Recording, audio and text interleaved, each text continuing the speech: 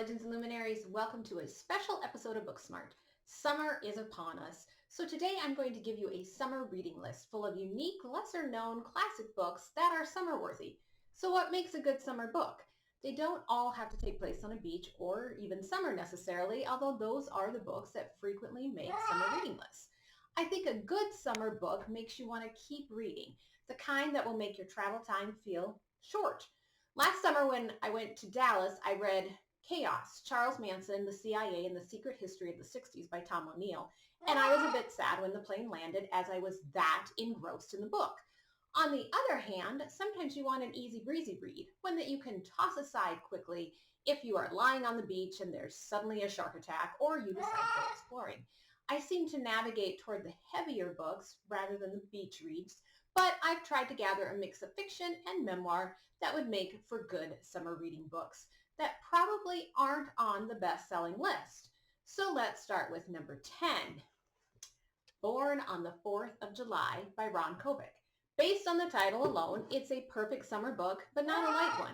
I watched Oliver Stone's movie long before I read the book, yet the book is an accessible read, so much so that Born on the 4th of July is one I have my students read.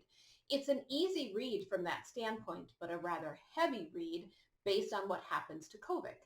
Kovic's memoir is about his experiences in the Vietnam War and its aftermath. He was a patriotic young man who volunteers for the Vietnam War. He's injured, paralyzed, and returns to a country that spits in his face, literally. His memoir shows his patriotism, his horrific treatment at a VA hospital, his homecoming, and how he adapts to his new life. Even if you've seen the movie, Born on the 4th of July is well worth the read. While you're enjoying fireworks and barbecues, Kovic's story is a nice reminder that maybe there's more to those fireworks. They carry meaning with them as they explode and glitter the night sky. It will make you think about what it means to be patriotic and how our country treats those who go to battle and what war is and what is it for anyway. Number 9, The Great Gatsby by F. Scott Fitzgerald. Watch the movie, don't watch the movie with Robert Redford or the one with Leonardo DiCaprio, I don't care. The book, although I find it infuriating, is beautifully written. Fitzgerald has this eloquence with words that if you haven't read anything by him, you need to at least read his short story, Winter Dreams. The Great Gatsby is set in the heat of the summer in the 20s when they didn't have the luxury of blasting air conditioners. It's oppressive and brooding. All the characters are brooding about something. Nick Carraway, our infuriating narrator, never seems to ask the right questions and is detached from all that is happening. But when you know Fitzgerald's life and how incredibly heartbroken he was, Gatsby's long-driven scheme to win Daisy's heart is very touching. The story has twists and turns that you won't see coming, and thanks to our exasperating narrator, Nick, you won't quite get the full story of Gatsby. But it's a must-read if you've never read it, and if you already have, read it again. It's not a very long book at all, because you'll find new things to like, and perhaps new things to find irritating. Number 8. Sleepers by Lorenzo Carcaterra. I didn't even know Sleepers was a book. I saw the movie in the theater when I was in college and adored it, especially since it's a true story. If you haven't seen the movie, you must watch it. I stumbled upon this book at a used bookstore event in Iowa. I got it for $1, and my copy here is all written in, and I even have somebody's phone number. My copy is from 1995 and is apparently the London version with the subtitle of A True Story When Friendship Runs Deeper Than Blood. The copies I have for my students don't say that and has a different cover. Carcaterra's memoir begins with book 1 in the summer of 1963 when Lorenzo and 3 of his friends from Hell's Kitchen pull a prank that turns deadly. They end up in a juvenile detention where they are sexually and physically abused by guards. They grow up and grow apart until 2 of them shoot and kill one of the guards who abused them. The other 2 friends get back involved in an attempt to clear them of murder charges with the assistance of people from their past.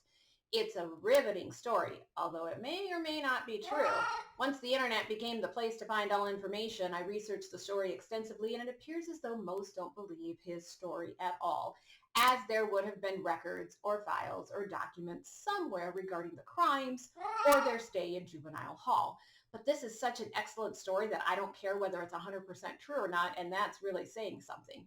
It is definitely worth your read. Number 7. Revolutionary Road by Richard Yates. The movie Revolutionary War has a special place in my heart, so I might be biased. My mom and I had an in-depth discussion about the movie, and it was one of the last movies my mom and I really discussed before she died. I didn't read the book until about 5 or 6 years ago. Yates' tone reminds me of F. Scott Fitzgerald. He combines this sort of lyrical description with the bluntness of a detective. Revolutionary Road is about a married couple who have achieved the American dream, yet they don't really want it once they have it, but they succumb to it nonetheless. The people around them, including their neighbors, aren't any happier either. It shows us how even if you live in a nice house in a nice neighborhood, well, there's a lot that goes on behind closed doors, that achieving the American dream may not be all that it is cracked up to be, nor will it equal happiness. The book was written in 1961, yet there are so many applicable themes for today. If you don't read the book, at least curl up on a summer night and watch the movie. Number 6, Montana, 1948 by Larry Watson. I adored Montana 1948 because it reads like a memoir, even though it's a novel. This is how the story begins. From the summer of my 12th year, I carry a series of images more vivid and lasting than any others of my boyhood, and indelible beyond all attempts the years make to erase or fade them. David is our narrator, and he's 12 and lives in a small Montana town. His father is a cop and investigates a crime against a Sioux woman. The perpetrator turns out to be David's uncle, his father's well-respected brother. What's intriguing is how David learns of the information, how he overhears things and knows much more than all the adults thinks he knows. This is one of those literary fiction books as opposed to popular fiction. It's short, poetic, and is absolutely riveting. You will not be disappointed with the book. Number 5, The Sweet Hereafter by Russell Banks. Bear with me on this one. This is my remember to be grateful about the sun and the heat of summer, since in the Midwest, our winters can be brutal. The Sweet Hereafter takes place in winter. Everything in the book is cold and dreary, but it will remind you to be appreciative of summer. Russell Banks tells the story of a school bus accident from 4 points of view. The bus driver, a parent whose child dies in the accident, a lawyer seeking to make money from the accident, and a girl who survives the accident but is confined to a wheelchair. When a tragic accident happens, the community may come together, but more often than not, we want someone to blame. The Sweet Hereafter weaves these perspectives together and the personal lives of each narrator. There are surprising plot points that you won't see coming, and it's beautifully written. Apparently, there's a movie, which I haven't seen. This book will cause you to think about how we all deal with tragedy and how we move on or not move on from it. Number 4, The Wilder Life by Wendy McClure. Yes, it's that Wilder Life. Its subtitle is My Adventures in the Lost World of Little House on the Prairie. You didn't think I could get through a summer reading list without a shout out to Little House on the Prairie, did you? Of course, I had to pick a book with a Midwestern focus. We've had enough of New York ruling the literary world. I found this book at my used bookstore and was so upset. Why didn't I think to write this? McClure just does as the subtitle says. She visits all of Laura Ingalls Wilder's sites and museums and even churns her own butter. She was a book fan, so readers get to experience her watching the show for the first time, which I thought was a hoot. You learn beyond Laura Ingalls Wilder. McClure has captured the culture surrounding Wilder, those groups that have banded together for annual pageants and festivals. I felt an odd camaraderie with all of them, that no matter if we favor the books or the TV show, we all have been pulled into the vortex of Little House on the Prairie. There's just something about it, and McClure has captured all its ups and downs and shows a connection, a nostalgic and sometimes bewildering connection to those bygone times, that perhaps our love for Little House on the Prairie is of our own childhood. It's the perfect vacation book for you to learn new things while you giggle, which is the best combination. Number 3, What's Eating Gilbert Grape by Peter Hedges. Another Midwestern book. This one takes place in a small town in Iowa on the first day of summer. I will admit up front that I prefer the movie to the book, which is a rarity for me, partly because I watched What's Eating Gilbert Grape so many times by the time I read the book.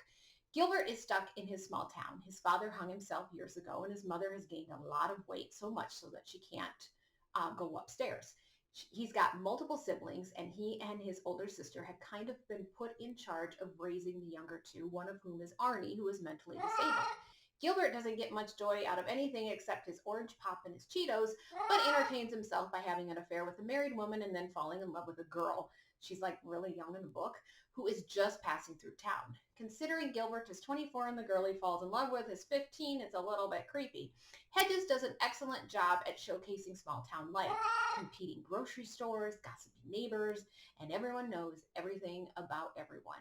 He also shows how stuck Gilbert is. When I read the book, I could only hear Johnny Depp's narration, so I'm so influenced by the movie version.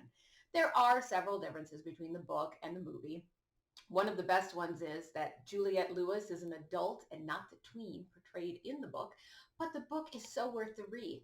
It's become one of my students' favorite books. And for juvenile detention students who usually don't read, that tells you something. Hedges creates a fabulous narrator out of Gilbert, 10 times more compelling than Holden Caulfield, in my opinion. Number 2, The Mist by Stephen King. I was in 6th or 7th grade when I found Skeleton Crew at the library, which contained this long short story, The Mist. I had already read The Shining and Pet Sematary since my dad had those on our bookshelves downstairs. I had also read Helter Skelter because my mom had bought that all those years ago. I read books well beyond my age. In any case, The Mist became one of my favorite stories and will always be my favorite Stephen King book. The Mist takes place in July, the day the oppressive heat wave ends. With a storm brewing on the horizon, David and his 5-year-old son run to the grocery store, leaving his wife at home. They get trapped at the grocery store when the mist hits, for it is full of creatures that will eat you, essentially. Most of the book takes place in the grocery store. It's terrifying. I think I've always been scared of getting trapped somewhere with strangers during a natural disaster or a man-made one. There's also these spider-like things that terrified me because I was absolutely scared of spiders when I was little. Once the movie came out, I realized the ending in the book kind of sucked. The movie version ending was so much better. Read with caution if you bring this along when you travel. You'll become much more aware of your grocery store too, either all the windows or lack thereof. And finally, my number 1 book for summer, Helltown by Casey Sherman. Without the denseness of In Cold Blood, Helltown, the untold story of a serial killer on Cape Cod, is a true crime book that employs some narrative elements of fiction. It's a fast-paced story about a serial killer on Cape Cod in the summer of 1969. It weaves together the lives of serial killer Tony Costa with the lives of writers Kurt Vonnegut and Norman Mailer. It's an engaging read with a narrative structure I prefer than the textbooky true crime template. I couldn't put the book down once I started reading it. I did recently read Helltown and did a Booksmart episode on it a couple of months ago if you want to know more about the book.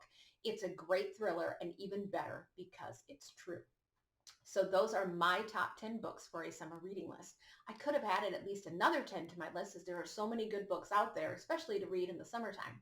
What books would you have on your list to recommend to others to read in the summer?